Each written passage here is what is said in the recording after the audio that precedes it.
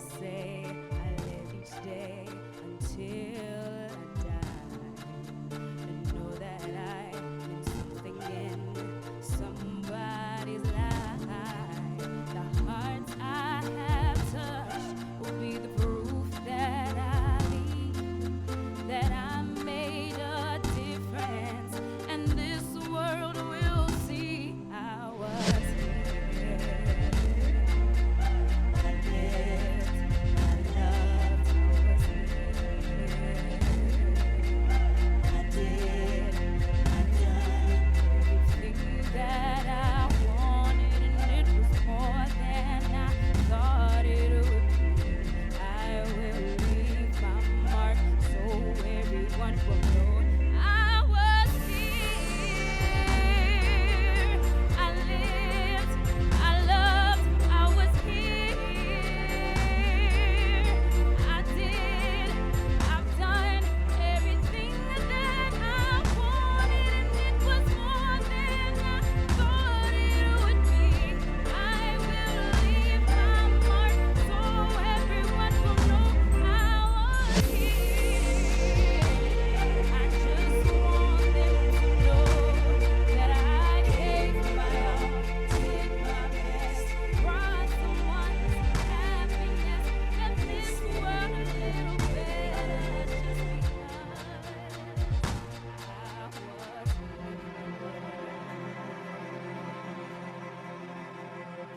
I was here. I lived, I loved, I was here. I did, I've done everything that I wanted, and it was more than I thought it would be. I wanna leave my mark so everyone will know I was here.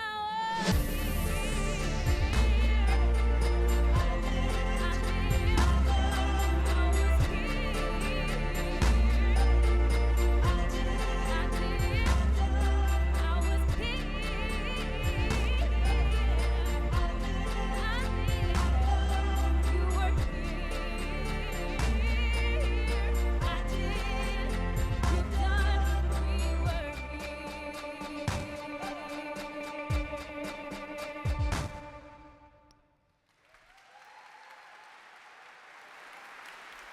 That was the National Trust's very own Historic Sites Department Coordinator of Operational and Technical Services, Brittany Mills, performing under the moniker SIS.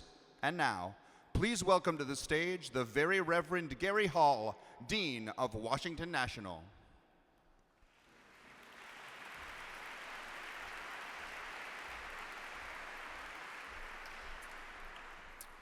Though I root for the Washington Nationals, I'm actually the Dean of Washington National Cathedral.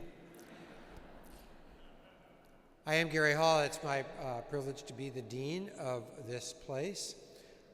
We are a national institution, and we attempt to breathe new life into an old space. And we attempt to do that through the arts, through our programming, through our worship, and through many kinds of ways in which we make this a center of not only public life in Washington, D.C., but cultural life in the nation's capital. So we're both a local institution, a national institution, breathing new life into a historic space. The building is what gives us the warrant for everything else that we do here. So the building is really important. But equally important is what we do in this space. We had quite a blow in 2011 when we suffered an earthquake in this geographical area. We have completed, thanks in large part to the National Trust's help, phase 1 of our earthquake restoration. You see that there are no longer any nets inside the building. We've been able to clean many of the windows and discover much of the stonework that we didn't know was here. And so the earthquake has enabled us to really attend to our building in ways that we might not have done otherwise. We still now have phase 2 which is a little bit more. It's about $22 million, which will restore the outside of the cathedral. So we look forward to many kinds of partnerships in helping bring that off in the next several years. Now it is, there's no free lunch, there's no plenary event without a little bit of a plug. So now we're going to show you a video that will tell you just a little bit about what goes on in this wonderful sacred and historic space.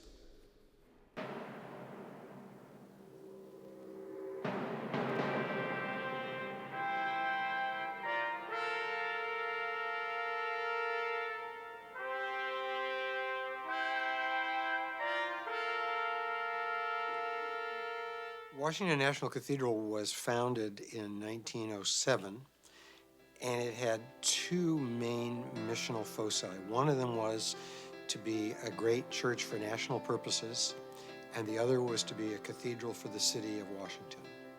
As you know, in 2011, the National Cathedral suffered a rather substantial earthquake, and the Trust has been a wonderful partner to us in helping support our restoration projects to give visibility to it, and we are profoundly grateful for all you do. Over the course of our history, we've had great speakers and preachers here, from Billy Graham to Martin Luther King to presidents to former presidents. We have had educational and cultural events here. We are a kind of focal point for religious life in America. When we need to gather as a people, Washington National Cathedral is one of the places, an iconic place, where we can see our nation unified in diversity and gathered asking the blessing of our Creator.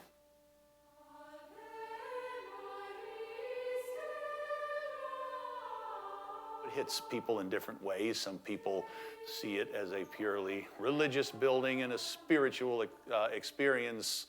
No matter whether you're religious or not, you walk in there and I feel inspired. There's so much in Washington, the various monuments, memorials, the museums, that people are drawn to, but they want a place to come where they can experience those and then come and pray and think and reflect about how they integrate the experience of our national life with their own faith life.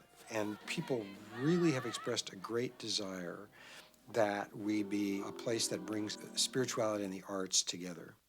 A real deep and continuing interest in how the visual arts, the performing arts, can be a way in for people into the life of faith, Christianity to be sure, but other faith traditions as well. Among the stonemasons of Washington, D.C., the cathedral has always been the ultimate place to be. Nothing can compare, in my opinion, to the level of detail that you see in the cathedral. Every piece of this building is embellished with carvings that you see in here, and it was made by hand. This is a handmade building. It's a wonderful piece of architecture that has a whole encyclopedia of wonderful building craft. And it's carved stone, it's needlepoint, it's stained glass, it's ironwork, and all the other craftsmanship that went into the building. We're more than just a pretty face. We are a beautiful building with a really important mission, not only spiritually, but programmatically and civically as well. With the help we've gotten from the Partners in Preservation program at the National Trust, we've been able to finish phase 1. But the scaffold up there on the central tower reminds us, and the city, that we've got $22 million in earthquake repairs left to go. This place matters, and we've got to find a way to keep it going.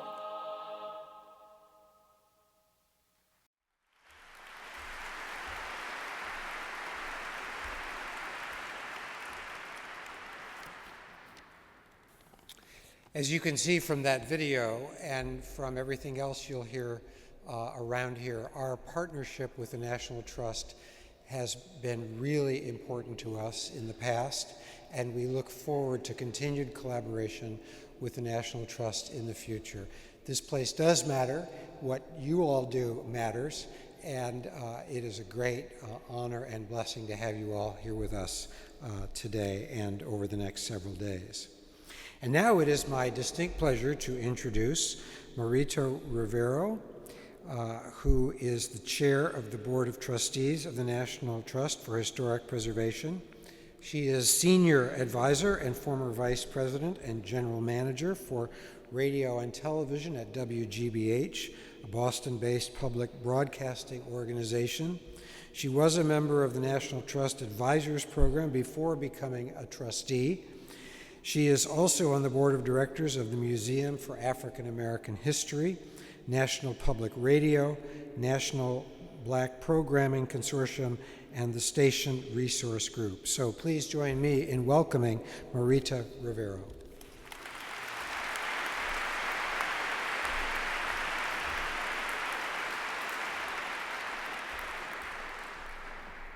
Hello.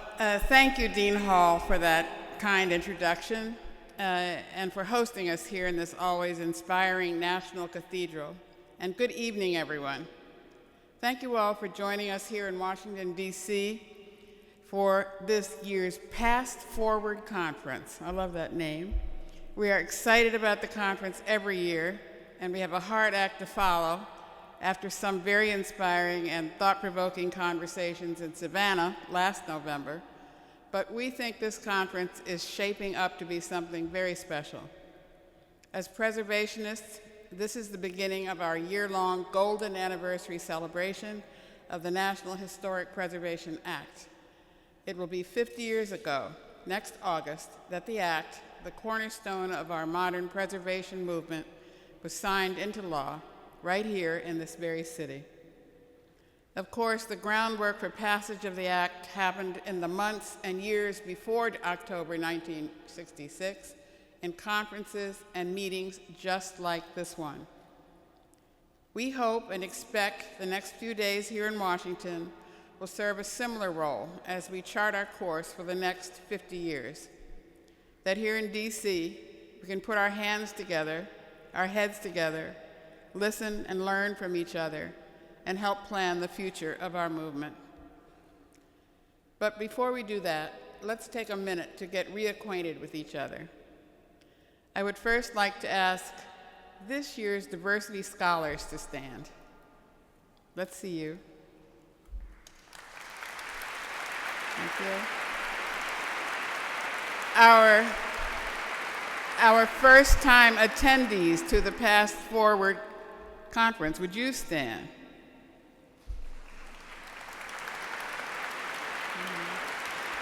And what about our hardy veterans, those of you who have been to more than 10 preservation conferences? Stand up.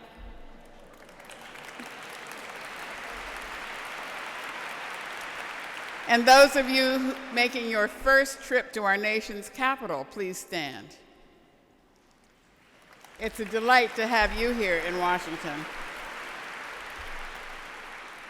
Thank you very much. As you all know, this is the home of the National Trust for Historic Preservation and has been since we were chartered by Congress in 1949. I hope everyone gets a chance to come visit our new home over at the famous Watergate complex, but please call ahead first. They do not take kindly to break-ins over there. And how about this amazing place where we are sitting now? The National Cathedral, also one of our national treasures. For those of you unfamiliar with the history of this beautiful place, this is a building that was decades, if not centuries, in the making.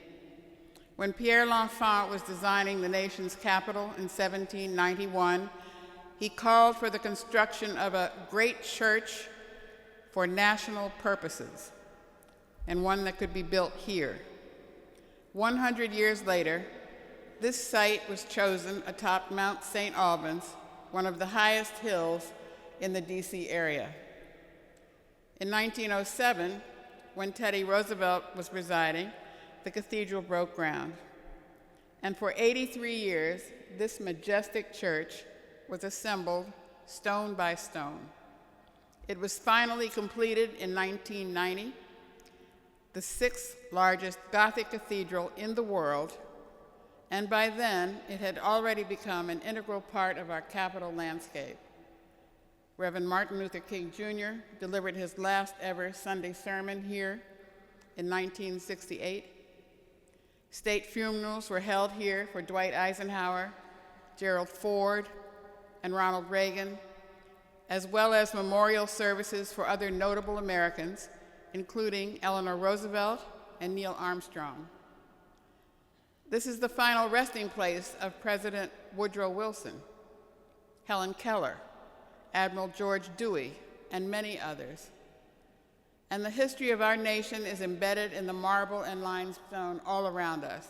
The statues, carvings, and stained glass windows of this cathedral all capture and reflect key moments in our national story. Look around the grounds, and you can see Abraham Lincoln wrapped in the distinctive shawl he liked to wear on winter days.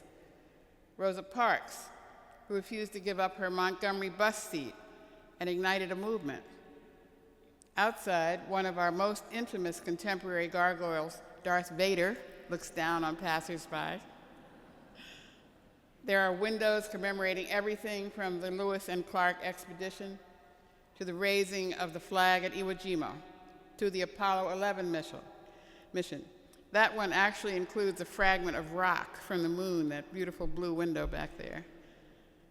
25 years after its completion, this is already a hallowed place. But in 2011, a surprising 5.8 earthquake caused tens of millions of dollars in serious structural damage, shattering columns, weakening buttresses, twisting and breaking pinnacles. That is why in 2012, we at the National Trust named this cathedral one of our national treasures. Since then, we have been working with the leadership of the cathedral and our local and national partners to identify funding sources to repair this special place so it can continue to tell our American story for centuries to come. That is what we do. That is why we are here, all of us, today, to help protect the places that tell our stories and enrich our lives, to help understand ourselves and where we come from, to inform our present and guide us toward a better future, to save places that matter. And we have made so much progress together over the past 50 years. We have helped communities to manage change, to keep the connections to the past that inspire and move us. Later in the program, our president and CEO, Stephanie Meeks, will talk more about the journey we have taken, the past, present, and future of preservation, and tell you about the exciting TrustLive sessions we have scheduled. But for now, I want to call to order our annual membership meeting. As many of you know, the Opening Plenary of PastForward also serves as our annual meeting of members, with the sole order of business being the election of trustees.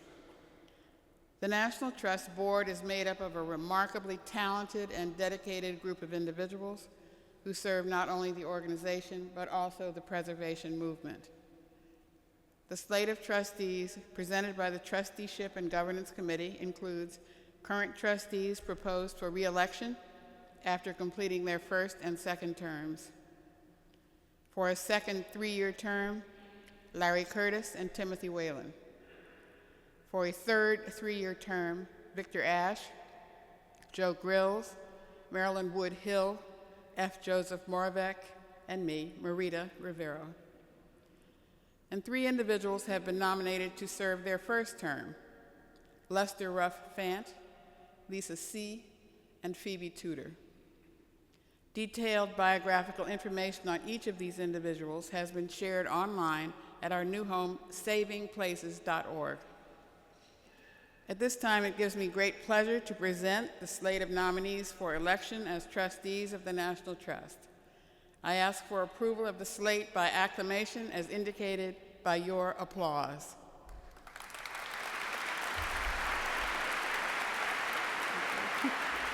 Thank you all. Thank you all. Each year, the National Trust celebrates the best in preservation through our awards program. This evening, we are recognizing some of the most remarkable projects and people working in historic preservation today, and we are celebrating all they have contributed to the preservation movement.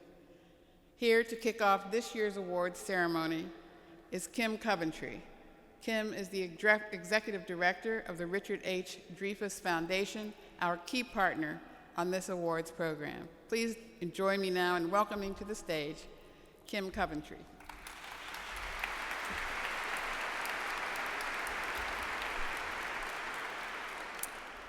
Richard Dreyfuss is so sorry not to be here tonight.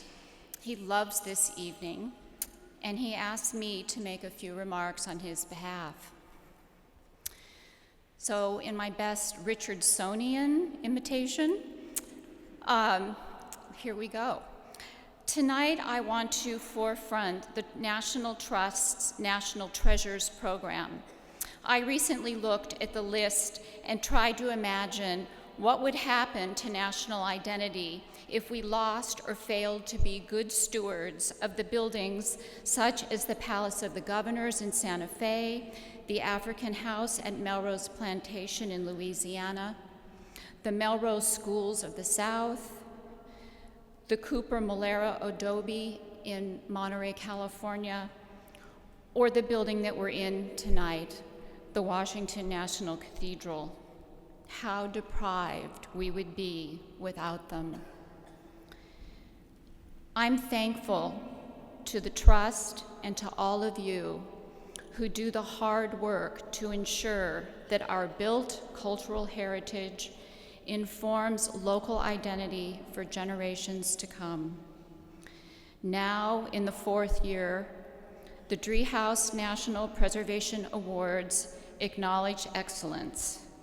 Tonight we honor another class of awardees, all of whom have done extraordinary work.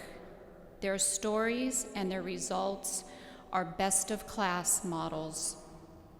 We all know that preservation and advocacy are long-term propositions, and for many important historic sites and buildings, time is precious. In my lifetime, I've seen progress in setbacks. My sense, however, is that we are at a critical juncture. The 50th anniversary of the National Preservation Act next year will, I hope, be the catalyst to accelerate this movement. I'm glad to know that all of you will be on the forefront of this course of change. I've redoubled my support, and I encourage you to redouble your efforts. Thank you.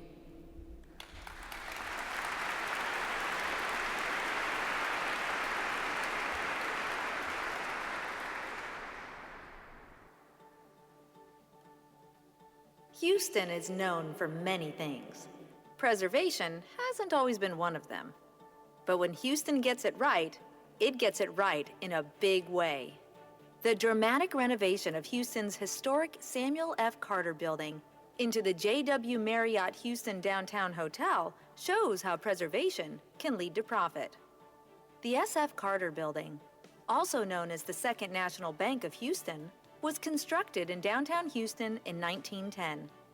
At the time it was built, the 16-story property was both the first steel-frame skyscraper in Houston and the tallest building, not just in Houston, but in Texas too. When it was purchased in 2009, the building was a semi-occupied Class C office building, which had been neglected for years. Instead of demolishing and replacing the property, Pearl Hospitality opted to join a growing cadre of property owners, developers, and city leaders that realized Houston's past had a lot to contribute to its future. Following an extensive restoration, the original building remains structurally intact, with original hot-riveted steel columns exposed and incorporated into the design throughout the hotel. The hotel's layout and guest room design also preserves the column structure, while the beautifully restored 1929 historic boardroom on the second floor offers a unique event space. The project has played a tremendous role in downtown revitalization by creating a desired destination for both out-of-town guests and Houstonians alike, generating tax revenue and creating 200 permanent jobs. Even better, since the restoration, the value of the building has increased more than 12 times. The JW Marriott Houston Downtown, the JW brand's first adaptive reuse project in Texas, is a great example of respecting a building's history while updating it for modern use. And it gives a whole new meaning to making bank.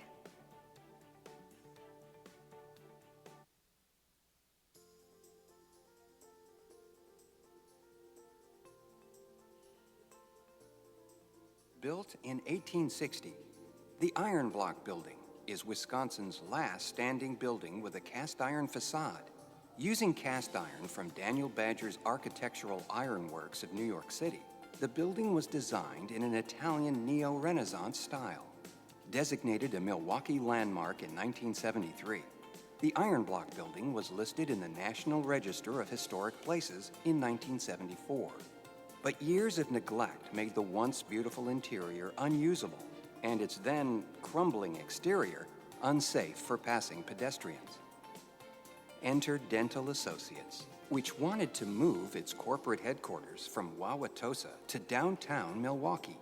Since its vision included a new clinic location, the company wanted a highly visible location, not to mention a historic structure that represented stability and longevity. After purchasing the Iron Block Building in early 2012, Dental Associates undertook a complete, meticulous, historically accurate renovation of the site due to the advanced state of disrepair. The team had to resurrect 19th century construction techniques and combine them with modern technology to save the rare facades. Plus, all the workmanship, supplies, and labor came from the Milwaukee area, adding to the pride and investment in this majestic place. The exterior renovation was unveiled in June 2013, with the doors opening for good the following year. For the people who saved it, the Iron Block is more than a building.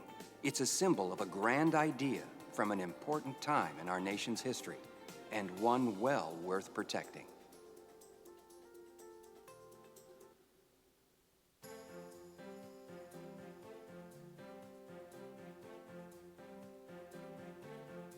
Baltimore Design School is the first purpose-built public school in Baltimore City in decades, transforming an abandoned industrial building into a hub of creativity and education for Baltimore students.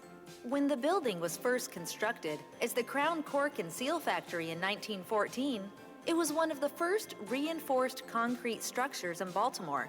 Its natural light, tall spaces, and unique ventilation system all created an improved and more productive environment for factory workers. However, after the building was shuttered in 1985, the vacant property was a blight in the city's art district for more than a quarter century, until the need for a large new school spurred Baltimore City Public Schools to think outside the box.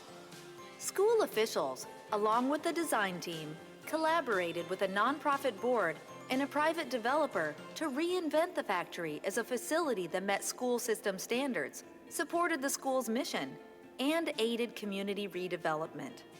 The ultimate design, open, light-filled, and full of historic and modern contrasts, reflects the school's design thinking curriculum and stimulates the students' curiosity. A unique public-private funding plan using community tax credits and loans made the new $26.85 million facility possible, and also helped transform a challenged neighborhood. From abandoned eyesore to state-of-the-art facility, the Baltimore Design School demonstrates the very best in sustainable practices and creative thinking.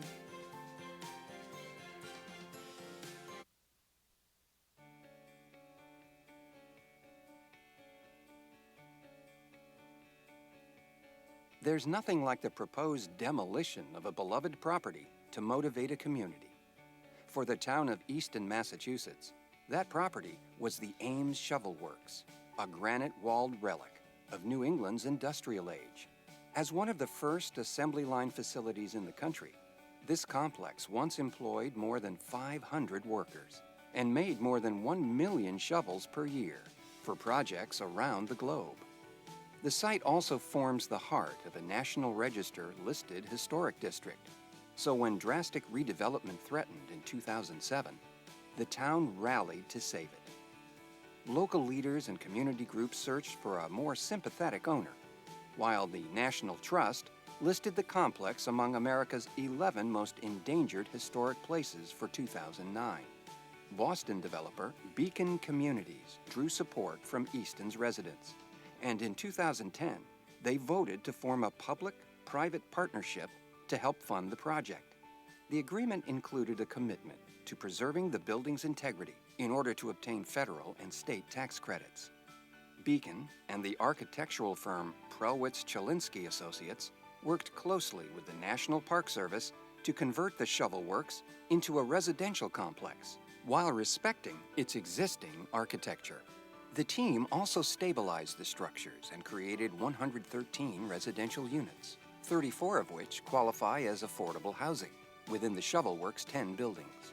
What's more, the rehab physically reconnects Ames Shovel Works to Easton by restoring long-lost sightlines to the surrounding streets.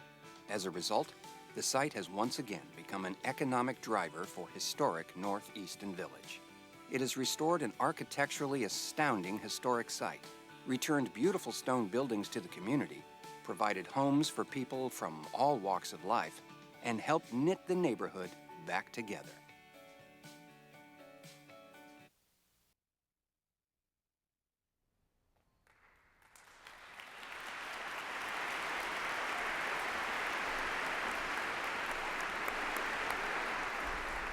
To present tonight's awards, I am joined by Stephanie Meeks, President and CEO of the National Trust for Historic Preservation. The J.W. Marriott's dramatic facade restoration and sensitive interior reuse of its former bank building are a shining example of the preservation work taking place in the home of next year's PastForward conference. Here to accept the Driehaus Preservation Award for the J.W. Marriott Houston Downtown is Minette Basil, Mayor's Assistant for Cultural Affairs, City of Houston.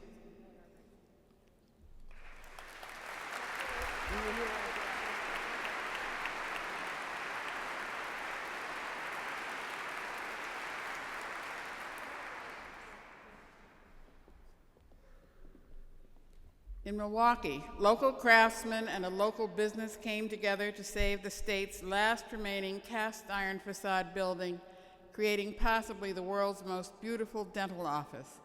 Here to accept the Driehaus Preservation Award for the Dental Associates from Block Building are Mark Dembski, AIA Architect, Dental Associates, Cynthia Manos, co-owner, Dental Associates Family and Specialty Care, and Jim Pienka, President, Iconica.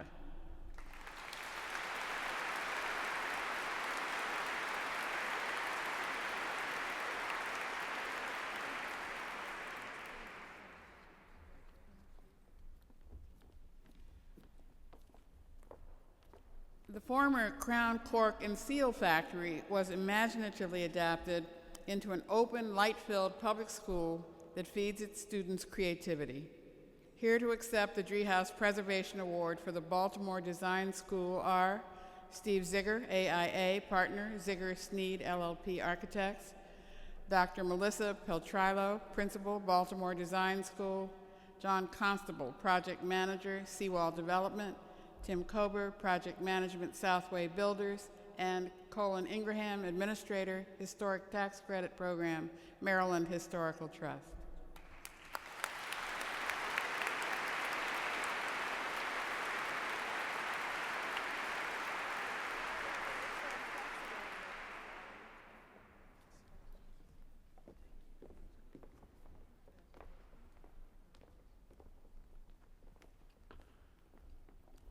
When a portion of the Ames Shovel Works site was threatened with demolition, local citizens rallied together and created a public-private partnership resulting in a save for this former most endangered place.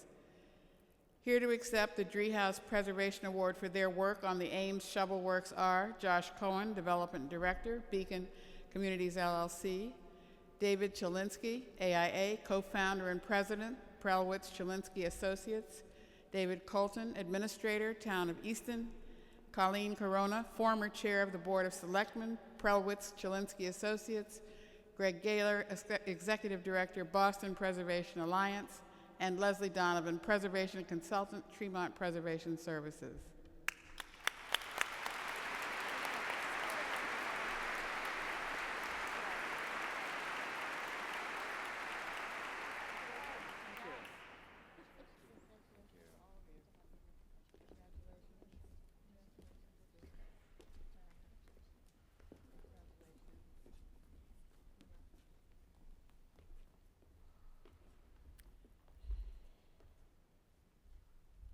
Ready? Congratulations to all this year's Driehaus Preservation Award recipients. These projects are truly inspirational, and I know your successes will be an inspiration to everyone here with us tonight. The next...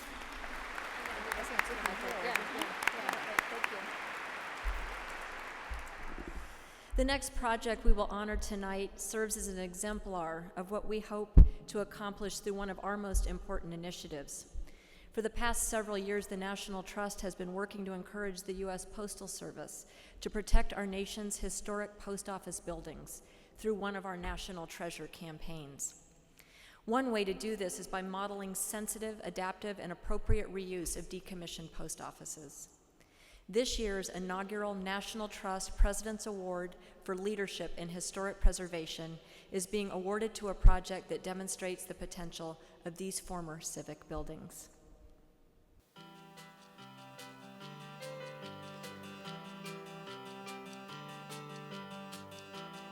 Throughout the country, the U.S. Postal Service is decommissioning and selling historic buildings in downtown locations to recover from its financial crisis. Unable to retain their original function, some buildings are being saved through innovative reuse. The Greenwich Post Office project in Greenwich, Connecticut is an inspirational example of this solution. Constructed from 1915 to 1917, the Greenwich Post Office was one of the last individually designed offices before U.S. Post Office architecture was standardized for use in many communities. It is listed on the National Register of Historic Places individually and as part of the Greenwich Avenue Historic District. Inspired by the building's neoclassical structure, concave arch historic facade, and monumental limestone columns, Greenwich Retail LLC purchased the building from the U.S. Postal Service in 2011 and joined forces with Restoration Hardware, now RH, to transform the statuesque building at the heart of Greenwich into a home furnishings gallery. A preservation covenant placed on the property as a condition of the sale required exterior rehabilitation according to the Secretary's standards.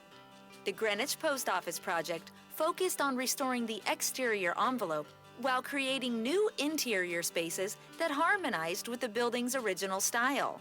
Some of the building's new features include interior sightlines that line up with the original windows and a grand staircase that leads to a sunken roof deck, minimally visible behind existing parapets.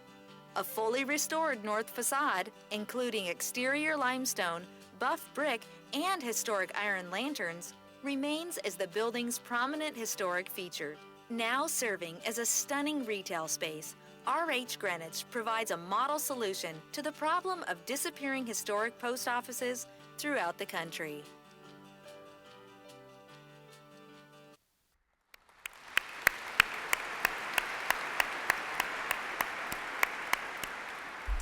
Here to accept the President's Award for National Leadership in Historic Preservation for the Greenwich Post Office building are Kate Lemos McHale, Senior Associate, Beyer Blinder Bell Architects and Planners, LLP, Jim Gillum, co-founder, Backham, Gillum and Kroger Architects, Rich Granoff, founder and managing principal, Granoff Architects, Frank Pryal, Jr., AIA, Associate Partner, Beyer Blinder Bell Architects and Planners, LLP, and with us in spirit, Peter Malkin, three-time Honor Award winner, Trustee Emeritus of the National Trust, and Chairman Emeritus of Malkin Holdings, the owner of the building.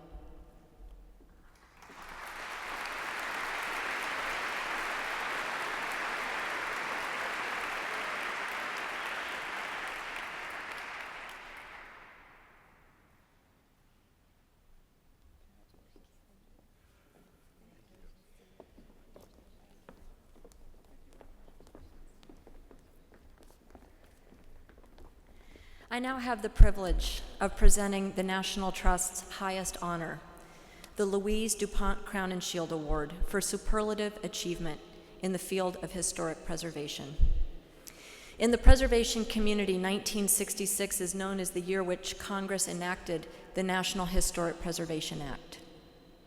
1966 was also the year that Robert Silman founded his structural engineering firm, Silman Associates.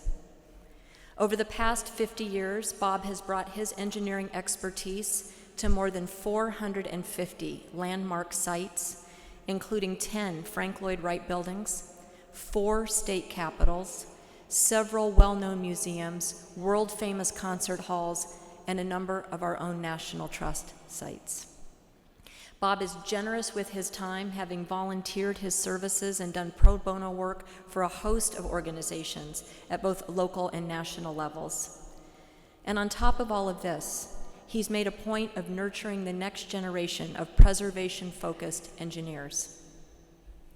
This year, for the first time, we honor an engineer with the Louise DuPont Crowninshield Award, and I can think of no one more deserving of this honor than Bob Silman.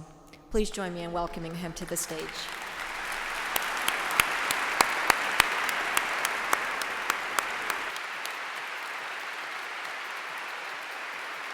Robert Silman's exemplary endeavors in historic preservation engineering have given new life to hundreds of significant buildings.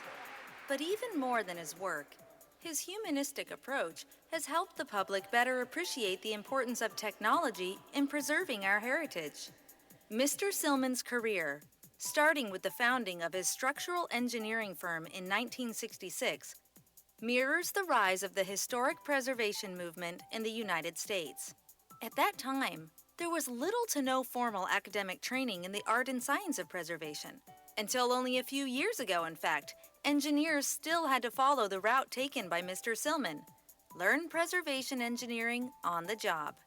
Mr. Silman has worked on more than 450 registered individual landmarks and scores of others in landmark districts or on eligibility lists. Among these is Frank Lloyd Wright's Falling Water, where Mr. Silman employed an ingenious modern technology, post-tensioning, to reverse dangerously high stresses in the concrete cantilevers.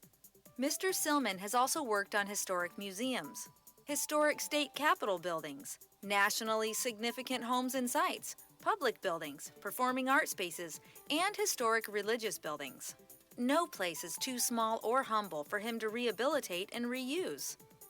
The U.S. Secretary of the Interior appointed Mr. Silman to the advisory board for the National Center for Preservation Technology and Training, for which he is past chairman, representing the fields of engineering and preservation education.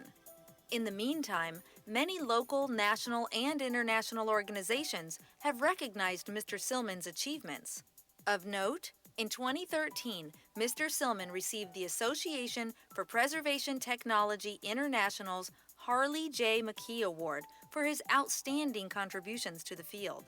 Helping to fill the educational gap he once faced, Mr. Silman is taught as an adjunct professor or lecturer in schools of architecture at Yale, Columbia, the City College of New York, Cornell, and Harvard. The National Trust for Historic Preservation's relationship with Mr. Silman is a deep and productive one. Under his leadership, his firm has worked on numerous National Trust properties, including a current project to mitigate damage at the Farnsworth House.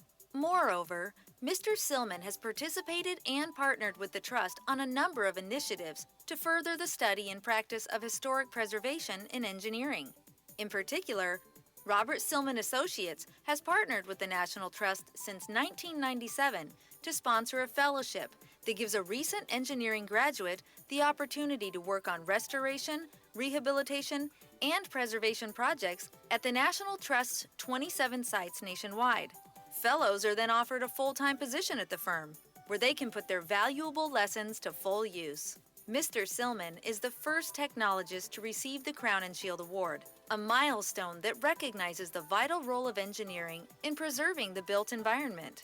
He represents more than just numbers, however. His passion is infectious as well. Mr. Silman's expertise, influence, and devotion to the cause exemplify the tenets of the Crowninshield Award, and we are thrilled to honor him today.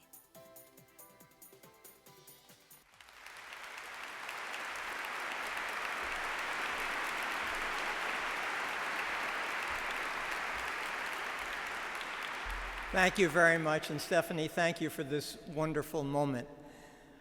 As you said before, and as this presentation showed, this is the first time that the Crowninshield Award has been given to a technologist. I am really very proud that our engineering efforts are being recognized tonight.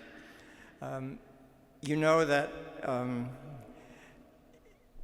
in being recognized as an individual, it may seem trite of me to say that this really is not the award for one person, but really is a recognition of the efforts of many different people.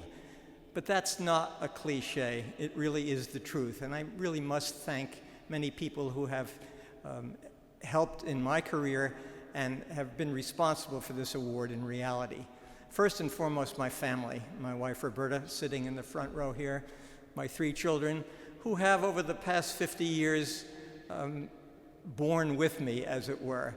All those missed volleyball games and piano recitals, being late for dinner, being missing in action sometimes. But on the other hand, I've, in return from them, gotten this enormous, enormous support. It was a terrific family support system. I thank you for that. Also, our firm, Silman Structural Engineers, has, of course, been responsible for much of the work that I have been credited with, but really is an effort of a whole group of people. The 3 leading senior principals in the firm, Joe Tortorella, Nat Oppenheimer, and Kirk Medham, Kirk is here tonight, certainly deserve recognition, along with our Director of Preservation and Principal Ed Mead. In addition, the entire staff, both the technical staff and the support staff, is just unbelievable. We could never have accomplished what we have without their tremendously devoted support. Both people who are working in the field of historic preservation and those who are working outside of that in the area of new buildings. All of those, I think, are to be commended. Our clients certainly need to be recognized. We, I think, have helped their dreams come to fruition, become reality. I would say that the fears that they have had about their buildings, we've helped assuage and give them confidence.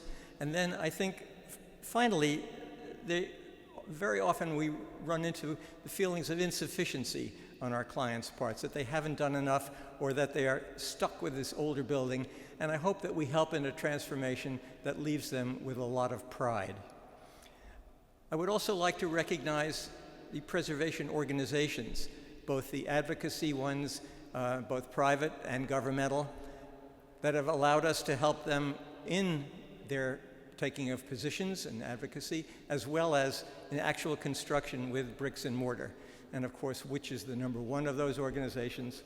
Our National Trust here. It has been a joy for me to work with the Trust for so many years.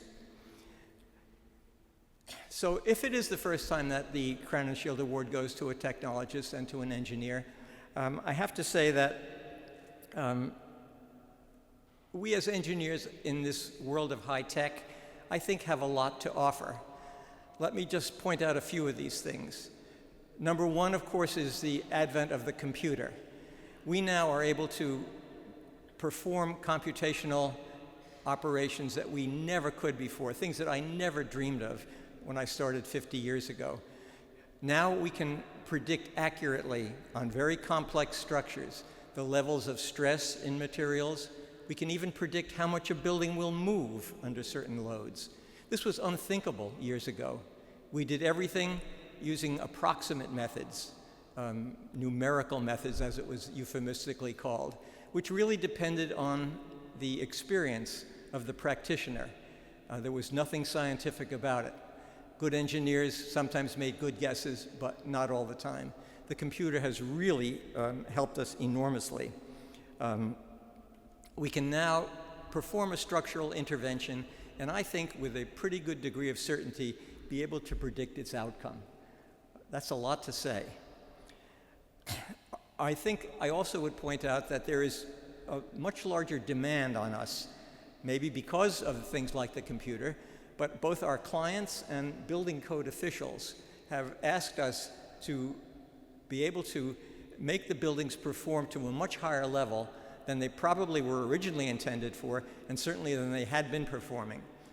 Things like extreme weather, which is attributable in many cases to climate change. Things like terrorism and vandalism. And I would say things like seismic events that we used to take as an act of nature that couldn't be resisted. All of these things we're being asked to harden our buildings against, and we have to respond. And I think in many ways we've done a wonderful job of it. In addition to this use of the computer and computational technology, we have new materials. Our firm has been a leader, I think, in applying some of these new materials to historic buildings. You saw the slide of falling water. There we used a technique called external post-tensioning. We're exploring that for use on other projects right now. We have been a pioneer in the use of carbon fiber with an epoxy matrix on historic buildings. I know many of you shudder when you hear that because it may not be reversible, but not everything that we do structurally can be reversible. Carbon fiber was used as a repair technology on two other Frank Lloyd Wright buildings, Wingspread in Racine and the Guggenheim Museum in New York. And it has been an enormously successful antidote to the problems there. We've done pioneering in foundation systems, things that you don't see, but believe me, are they important? Jet grouting, deep underpinning, slurry walls, and now the investigation of the first use of base isolation in the eastern part of the country.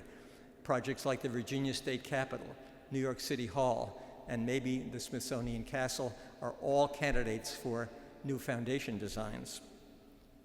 We have been also leading in the design of custom connections and hardware and fittings. Many of you saw the scaffolding around the National Gallery East building over the past couple of years. It's down now, the building is glorious, but all of the stone on that building, 17,000 individual pieces, was rehung on hardware that was really elegantly designed by members of our firm, and something that we hope will give it a really lasting support system. Our firm doesn't only do historic preservation work. We have a real balance. About half the work we do is new construction and half is preservation and adaptive reuse and work on older buildings. I bring this up here because it's very interesting how one side informs the other. When we design a new building, we hope that we don't repeat the mistakes of the past. And having worked on many old buildings, we know plenty of those mistakes. We don't always avoid them, but we hope we will. Also, when working on older buildings, we're able to apply techniques and materials that we've used on the newer buildings. This computer technology, much of it is developed for new buildings. We can adapt it to historic. And the materials, all these things that I've mentioned before, are usually first employed in new building construction. We can shift them over and make them work in historic buildings. Preservation technology, I think, has finally arrived. It's well accepted now. It is a recognized piece of structural engineering technology. There, in fact, are several organizations that I'd like to mention in this country dedicated solely to preservation technology. One is the National Park Service's fantastic board, the fantastic agency, I should say, the National Center for Preservation Technology and Training in Natchitoches, Louisiana, that does an enormous job on a minuscule budget. And they are devoted solely to preservation technology, mostly to the fostering of research and the dissemination of the products of that research. Then there's the Association for Preservation Technology International, another private organization, but one that is completely dedicated also to preservation technology. I should say, by the way, that they are meeting at the exact same moment that we are meeting. Somebody needs to have a preservation calendar so that we don't have these conflicts. So finally, on behalf of all in preservation technology and on behalf of my entire firm who was behind me on this, I want to say thank you for this wonderful award. It's been a real honor to accept it, and it's great to be involved so much with the National Trust. Thank you all.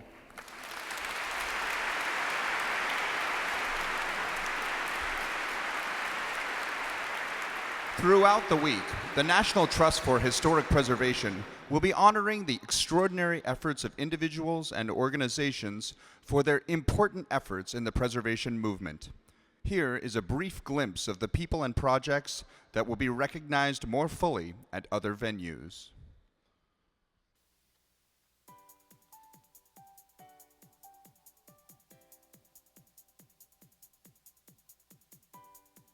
Emily Evans is a strong voice for saving legacy cities, including her hometown of Detroit.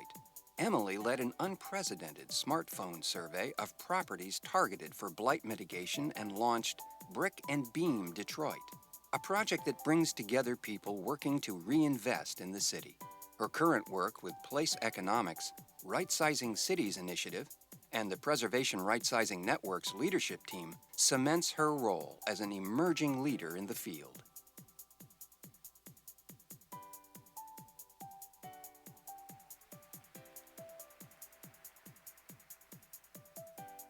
The historic Newsboys home in Midtown St. Louis has been serving the homeless community for more than 100 years. The Salvation Army's recent renovation of the building provides 58 affordable one-bedroom apartments and is part of a larger project that will develop 4 new buildings that will house supportive services for residents.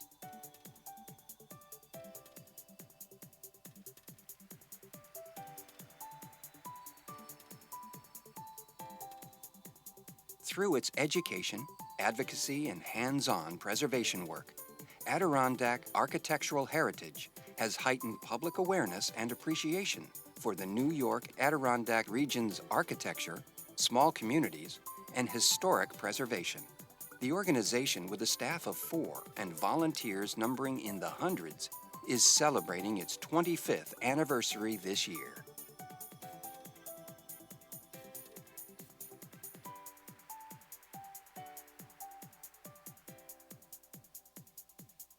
Elizabeth Pierce, CEO of the Cincinnati Museum Center, was a strong leader and advocate in support of Cincinnati's Issue 8, a 2014 ballot measure that asked voters to pass a levy in support of Union Terminal's restoration. The measure, which passed with 61% of the vote, will provide $170 million of the $208 million needed to restore this Art Deco masterpiece.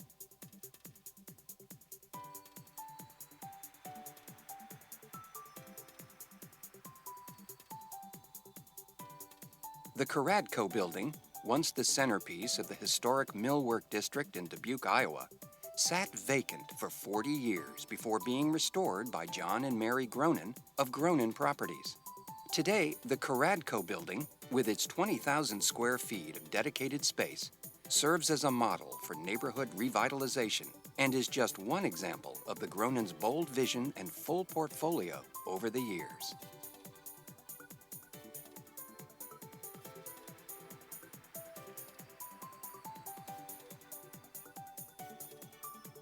Congressman Turner and Congressman Blumenauer exemplified bipartisan leadership qualities that protect our nation's heritage.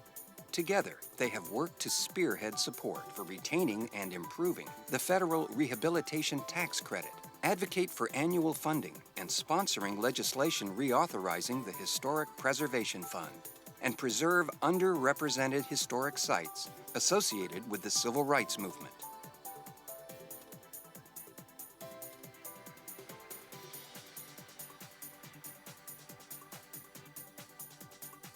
Fort Mason Center, originally established as a U.S. Army base in 1910, recently underwent its biggest preservation project yet to rehabilitate its Pier 2 substructure and warehouse with seismic upgrades, core building system updates, roof and concrete spalling repairs, and energy efficiency improvements.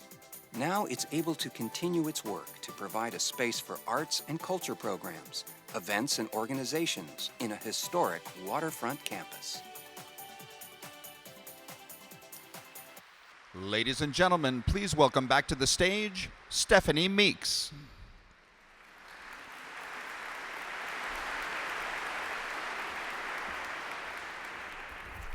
Thank you, and thank you all for being here. This is a very special evening. I've never had the chance to speak at the National Cathedral before, and it's also a special evening for me because my husband Rob and my sons Bennett and John are here tonight. It's their first opportunity to hear their mother give a speech that isn't about homework. So I'm really glad you guys are here. At the conference this week and all over the next 12 months, we'll be focused on the future of preservation. So in the spirit of PastForward, I wanted to take a few minutes tonight to reflect on the past 50 years of our work, and then the road ahead. A look to the past, if you will, before we go forward. Over that time, we've seen and experienced profound transformations in the ways families live, work, and play. Transformations that once would have seemed like science fiction. In my lifetime, we've gone from maybe having one color television on every block to every person here effectively carrying one in their pocket. And a lot of this change has been a good thing. I mean, which of these would you rather have? In a time of enormous upheaval, we've worked to preserve the connections and the history that make us who we are. We've helped protect what's good in our communities and even the idea of community itself. And when you take a step back and look at what we've accomplished, it truly is remarkable. We don't often get the luxury of reflection in preservation. From day to day, we're either deep in the trenches or on to the next battle. We all know how fighting to save historic places can be all-consuming, and sometimes we can lose our sense of the big picture, because we've all known the agony of defeat. We've all felt the sting of loss, those places that we could not save. But as I said earlier, when you stop and think about it, it is really amazing how far we have come. Together, we've made an incredible difference over the past 5 decades. Consider the time before the National Preservation Act was passed. We maybe enjoy reflecting on the era of Mad Men today, but in the 1960s, the past was not in vogue. America looked to the future. Let's go back to those years. Civil rights in Vietnam were in the news. The Astrodome had just opened. The Beach Boys were feeling good vibrations. Bob Dylan was plugged in. Twiggy was the face of 1966. Everywhere from southern towns to college campuses to JFK's Camelot, there was a sense of accelerating change, a feeling that America was finally experiencing a welcome liberation from the strictures of the past. The space race was in full swing. The launch of Sputnik had galvanized the United States to focus on the future, and so Mercury and Gemini were in the news, with Apollo soon to come. Shows like The Jetsons and Star Trek, which premiered the same year as the National Historic Preservation Act, captured the national imagination.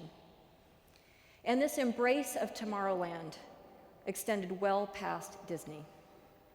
Interstate construction and suburbanization were in full flower, and historic buildings and neighborhoods were under constant threat of demolition to make way for capital P progress in the form of more, wider, and faster expressways and burgeoning sprawl. In cities, grassroots activists like Jane Jacobs fought comprehensive urban renewal that replaced vibrant city blocks with monolithic, single-use development. The razing of New York's Penn Station in 1964 to make way for Madison Square Garden became a potent symbol of loss that galvanized preservationists all across America to fight for the historic places that matter in their communities. That same year, a small group of preservationists met over the summer to plan a concerted push for a new federal preservation law. They were building on high-level discussions that had taken place a year earlier at a conference at Colonial Williamsburg, a conference very much like this one, co-sponsored by the National Trust. Eventually, this group formed the nucleus of a special committee on historic preservation. They toured Europe to learn best practices. They identified potential shepherds of a new preservation law in Congress. And ultimately, they contributed to the remarkable volume With Heritage So Rich. As I'm sure many of you know, this evocative and eclectic 1966 book plays a critical role in our preservation story. The essays, poetry, photography, and policy recommendations included within this book jump-started our movement in its present incarnation. It laid the foundation for the signing of the National Historic Preservation Act on October 15, 1966, which officially enshrined into federal law the values, tools, and benefits of saving historic places. That very same day also saw the signing of the Department of Transportation Act, which included another one of our fundamental tools, Section 4F. What ensued thereafter, as Arthur Stewart Brand put it in his book, How Buildings Learn, was a quiet, populist, conservative, victorious revolution. Preservation, one Yale scholar wrote, became the only mass popular movement to affect critically the course of architecture in our century. Writing in 1990, James Marston Fish declared that preservation is now seen as being in the forefront of urban regeneration, accomplishing what the urban renewal programs of 20 and 30 years ago dismally failed to do. Today, that's more true than ever. Across the country, 15 million Americans and counting are now taking action in their communities to save the places they love. Preservation now has a seat at the table in discussions of urban planning, zoning policy, and municipal growth. We've shown and can empirically verify that instead of being an obstacle to vibrant and sustainable future, putting our historic fabric to work for communities is the key to attaining it. And we've managed to save a lot of special places along the way. Since our journey began in the 1960s, let me borrow a page from another early 60s icon, Rod Serling. Let's enter another dimension, a dimension of sound and sight and mind, the Twilight Zone. Let's imagine for a moment that we had not come together 50 years ago, and the National Historic Preservation Act and Section 4F had not passed into law. How would America be different today? We can start with a neighborhood that was under threat at the time of the act, the Vieux Carré, the French Quarter of New Orleans. Today, the quarter is an iconic American landmark, the biggest tourist destination in the state, attracting more than 10 million visitors a year. But at the time, there were plans to build an elevated riverfront expressway right in front of the waterfront. This proposed highway would have separated the quarter from the Mississippi River and utterly and irreversibly destroyed the New Orleans charm and historic character that brings so many people to that city. But preservationists spoke out. They organized as the Louisiana Council for the Vieux Carré, and they pushed back. In one of the very first tests of the Act's Section 106 review, the newly created Advisory Council on Historic Preservation examined the project and recommended against it. As a result, the Secretary of Transportation ended the proposed highway project in 1969. But what if there had been no Preservation Act? Instead of laissez le bon temps rouler in the French Quarter, I think there'd be nothing rolling at all, just endless traffic jams and no tourists. Or consider Baltimore's Fort McHenry, which inspired Francis Scott Key to write the Star-Spangled Banner during the War of 1812. This national monument and historic shrine was once threatened by an elevated highway project that would have hidden the fort from public view. If there'd been no Section 4F, instead of taking in the place that gave us our national anthem, Americans looking out over the sweep of Baltimore Harbor would see a bypass. The answer to, "Oh, say, can you see?" would be no, not really. There are literally thousands of other examples in communities all across America. Local preservation groups and state historic preservation officers, the vanguard of our work, have employed these laws to make our lives and homes richer. The iconic U.S. Customs House in Philadelphia, the TWA terminal at JFK International Airport, Chicano Park in San Diego, cemeteries of enslaved people in Georgia, wagon trails in Wyoming, Coast Guard lighthouses along the Atlantic. These 1966 laws help protect and preserve iconic bridges all across America, from Chattanooga to Chatham, Mass, to Great Falls, Montana. All over the country, from Atlanta to Lincoln to right here in Washington, D.C., they helped safeguard historic neighborhoods and prevented them from being converted into giant highway clover leaves. These laws have protected traditional cultural sites along the Missouri and Colorado rivers, the slopes of Mount Shasta, and across the islands of Guam, Hawaii, and Puerto Rico. They helped defend the sacred places where Americans perished in the line of duty, from the fields of Manassas to the waters of Pearl Harbor. They've helped save everything from 9 Mile Canyon in Utah, home to prehistoric drawings that are thousands of years old, to the space shuttles. They've even transformed the city that we're in today.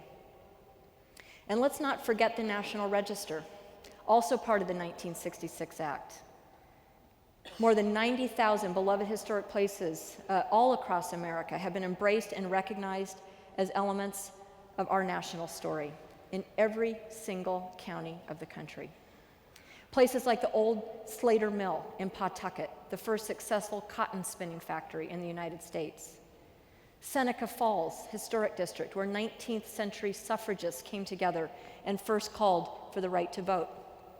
And the Edmund Pettus Bridge in Selma, Alabama, one of the crucibles of the civil rights movement, now a national symbol of our struggle to be a more just, tolerant, and compassionate nation.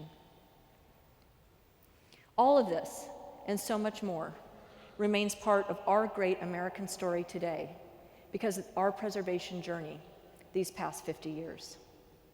We don't live in a twilight zone of mega highways and strip malls.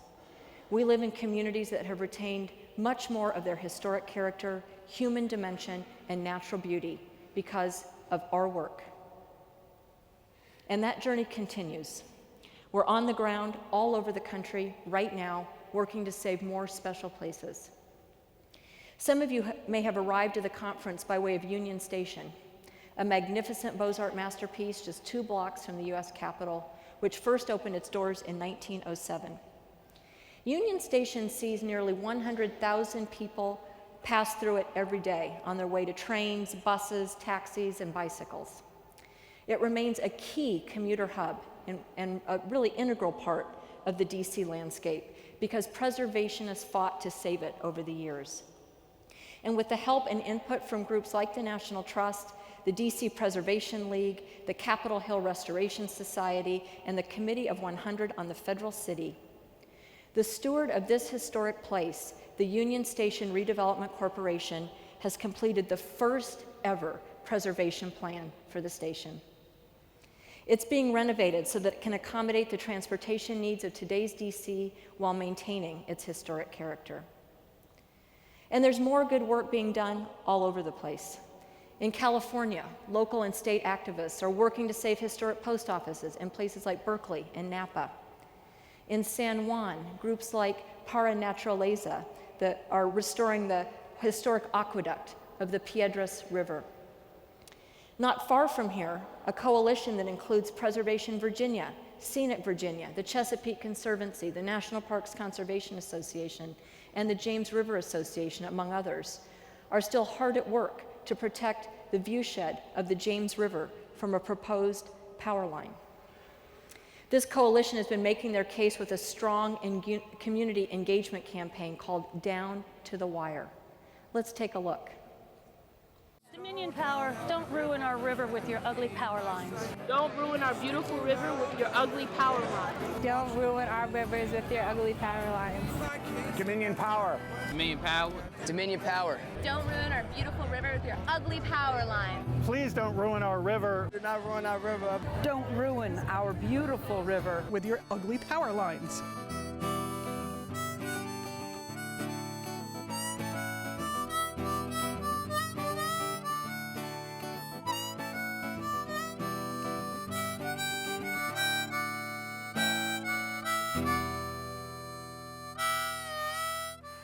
This happened and is happening today because preservationists came together with a plan for action. Now, as we begin the 50th anniversary year of the National Historic Preservation Act, it's our turn. We have a responsibility to all of those who came before us and all of those who will come after to lay the groundwork for the next 50 years. Historic preservation is now correctly seen as a powerful tool for managing change, for spurring jobs, promoting health and well-being, and contributing to the betterment of our communities. But at the same time, we have new opportunities and new challenges that demand innovative responses. Instead of being hollowed out by suburban blight and lack of disinvestment, American cities are experiencing a renaissance with a diverse and large millennial generation leading the way. This provides us with an excellent opportunity to put the power of potential of older and historic buildings back to work for communities all over America. At our Preservation Urban TrustLive this week, sponsored by the 1772 Foundation, Mary Rowe of the Municipal Arts Society, one of New York's most distinguished preservation organizations, will lead us in a discussion about how we can make this happen. As part of the Preservation Voices TrustLive, sponsored by our colleagues at the National Park Service, we'll hear from Brian Stevenson of the Equal Justice Initiative, which works to fight poverty and challenge racial discrimination and disparities in our society. As the historian David McCullough put it, history is no longer a spotlight. We're turning up the stage lights to show the entire cast. One of our sites doing amazing work in this regard is the Lower East Side Tenement Museum in New York City. I'd like to share with you a video clip that they recently put together.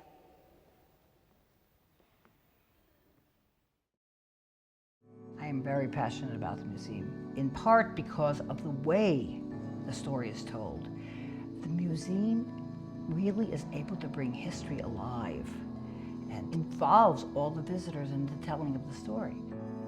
There's a larger story here, and it's the story of how the United States once again embraced an inclusive sense of who we are as a people. Our future lies in our ability to imagine ourselves as a nation that draws the world's ambitious, that allows them to build lives and communities, and indeed to build a nation in this country. I wish Morris Vogel would run for president. He's so right. Our work is that much more powerful when we connect it to the issues of today. With that in mind, I hope many of you got to hear the fascinating and illuminating conversations at our Diversity Summit just this morning. To keep moving forward, we must also keep innovating. Last year, we talked about some of the technological and financial tools reshaping our field. This week, we're proud to have Deputy Assistant Secretary Marion Mulligan McFadden of Housing and Urban Development keynote our Preservation Innovation TrustLive. Our federal agencies play a fundamental role in the stewardship of our nation's heritage and are often on the front lines of innovation in our work, from making historic buildings more energy efficient to preparing for the impacts of climate change, an issue whose ramifications on all of our work will increase in the years ahead. We're in the year 2015 now. NASA has found water on Mars. Twitter and Instagram and Snapchat are how we communicate. Instead of good vibrations, Taylor Swift has bad blood. The face of fashion is Lupita Nyong'o, and our march for civil rights continues. And we're coming into our own and flowering as a preservation movement. We're adopting new tools and we're gaining new allies. We're already seeing strong dividends from leveraging the power of social media networks like Twitter and Facebook and Instagram to engage more people. I hope everyone's had the chance to visit our brand new website at savingplaces.org. It launched last month. It's been streamlined and revamped and updated with hundreds of photographs from our collections to facilitate more online engagement. And you may also have seen our This Place Matters van. It's been part of the relaunch of this exciting and growing social media campaign. Over the past summer, we convened a number of what you might call non-traditional preservationists, together at Keynote in Tarrytown and the University of Massachusetts. We gathered developers, business owners, environmentalists, social justice activists, artists, academics, people whose work often involves historic places, but who don't necessarily think of themselves as one of us. We asked them where they thought preservation needs to go moving forward, and we found that much of the discussions revolved around the same concepts. You can see them here on the screen behind me. I've talked about all of these ideas today, and we'll keep talking about them at our TrustLives this week and in the months to come. And there's one more important idea that's not up here, but it ran through everything we talked about at these meetings, and it runs through all of our preservation work each and every day. As a thought exercise, we took the transcripts of the UMass and Keynote meetings, as well as the Forum Journal articles that they produced, and we ran them through Wordle. This is this application that makes word clouds based on how frequently a word was used, and they're shown by size. The word cloud is here behind me. And as you can see, we spent as much time talking about people as we did about preservation. And that, I believe, is the key to our future. Of course, the preservationists of 50 years ago also thought about people. They framed our work, their work, by explaining the impact of places have on our spiritual, economic, and social well-being. But as you all know, our work often focuses on the built environment. As we move forward for the next 50 years, I believe we need to keep expanding our horizons. As we keep working to save historic buildings, let's also think beyond them, to culture and community and people. We tend to think of our successes in terms of places saved, and of course that's very important. But just as important, and perhaps even more important, are why these places matter and the many lives we touch because of our work. I wanted to share with you an example from one of our historic sites, President Lincoln's Cottage here in the northeast part of Washington, D.C. Earlier this year, a class from Cross Country Middle School in Baltimore had scheduled a field trip to President Lincoln's Cottage, but it had to be rescheduled because of the civil unrest following the death of Freddie Gray. Our great staff at President Lincoln's Cottage worked with Cross Country Middle School to reschedule the trip and customize a program for their class. And here's what the teacher wrote afterwards. He said, "The job you did of getting the students to see beyond the myth of Lincoln and start understanding the man and the stress he bore during the war was outstanding. Many of our students said they were enlightened by the discussion in which you helped them connect the turbulence surrounding Freddie Gray to similar disturbances and unrest during Lincoln's administration. They began to see history as a fluid continuum of which they are a part and in which they play a real role, rather than a static thing already dead and gone and without relevance to them." Ultimately, stories like this are why we do what we do. The children who are inspired to study history or enter public service. The couple who can still visit that place where they met 50 years ago and share it with their grandchildren. The aspiring artist, musician, or chef who can pursue her passion in a thriving historic neighborhood full of new bars, restaurants, and galleries. All of you here today are part of that story. And it's now our time.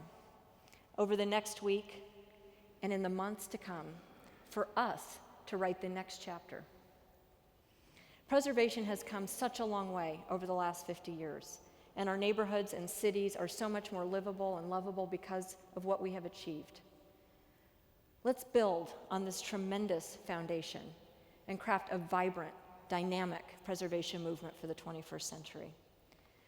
Let's improve and expand the Preservation Act and 4F. Let's digitize the National Register and state surveys to make that information more accessible. Let's enhance the federal historic tax credit and see a state tax credit passed in every state in the land. Let's get the Historic Preservation Fund reenacted and fully funded. Let's make the preservation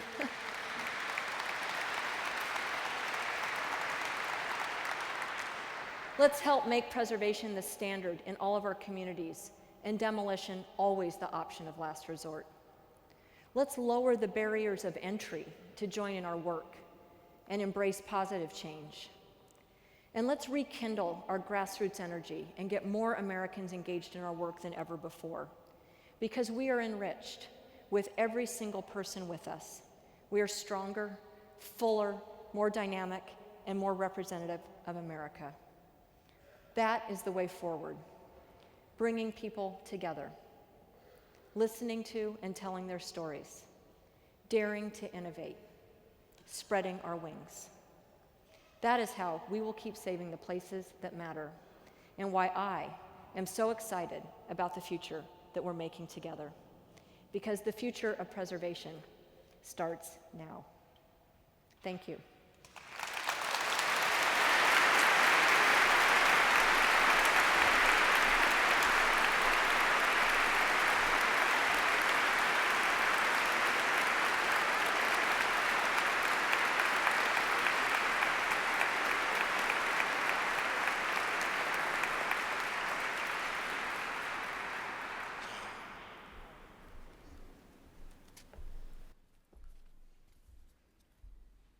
I'm Larry Curtis, Board of Trustees, National Trust for Historic Preservation. Thank you, Stephanie. That was great.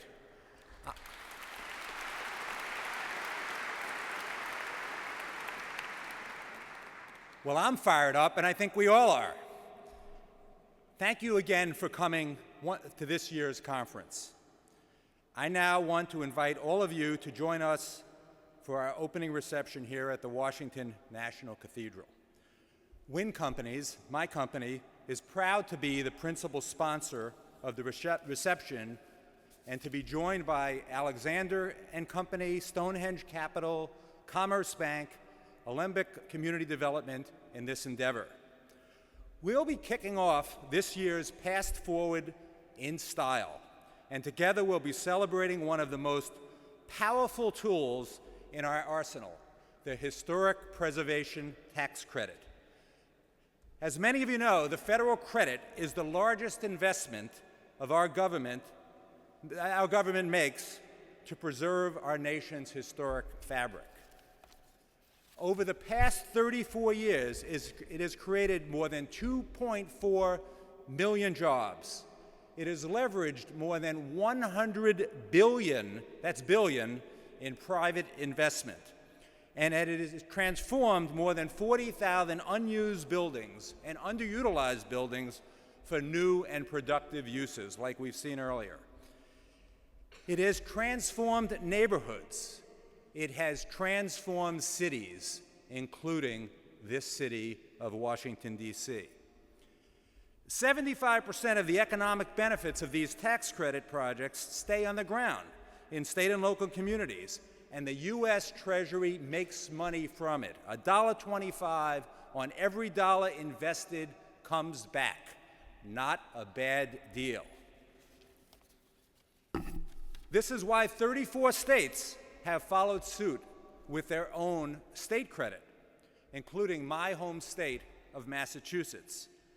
And when it comes to the power of federal and state credits, I speak from experience.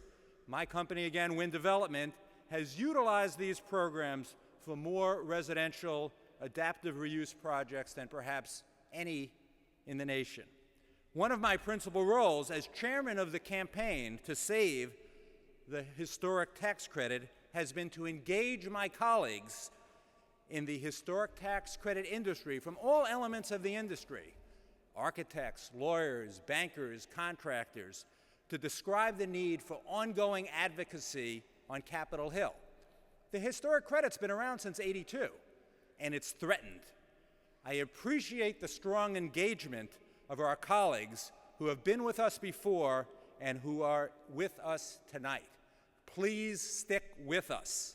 Our successes include securing resolutions supporting the tax credit by the U.S. Conference of Mayors and the Advisory Council on Historic Preservation. We are well on our way, including this week's advocacy on Capitol Hill, 1,000 meetings planned and more to come with legislative offices in this Capitol. We organized a letter of more than 500 businesses and preservation groups to the Senate Finance Committee to preserve the tax credit and keep it in any reform of the U.S. tax code. And we have published many reports documenting the impact of tax credits in communities across this country. And speaking of the tax credit, another of our important anniversaries, the National Trust Community Investment Corporation, a subsidiary of the National Trust, celebrates its 15th anniversary in the work that it does. From very small beginnings, NTCIC has become the leader in the historic tax credit industry. It has closed over 100 transactions, $1 billion of work of tax credit, equity, and debt, and the National Trust is proud of it. So thank you to everyone at NTIC, as well as their first investor, Bank of America, for recognizing the good that the historic tax credit can do. Here's to 15 more years, and 15 more beyond that, and 15 more beyond that even, by continuing supporting historic tax credits all over the country. We'll toast these anniversaries tonight and get the chance to catch up with friends, both old and new, at the reception, which will take place now. Now join me in welcoming Brittany back to the stage, and in spirit of this beautiful space, let us proceed slowly to the bar. Thank you.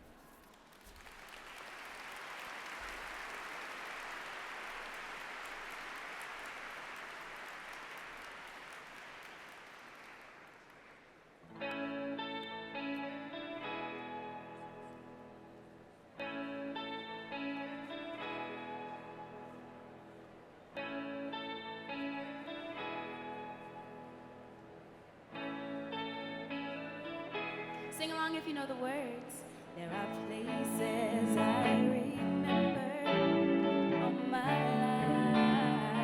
Though some have changed, some for better, not forever. Some have gone, and some remain. All these places have their moments with lovers and friends. I still can recall some I did.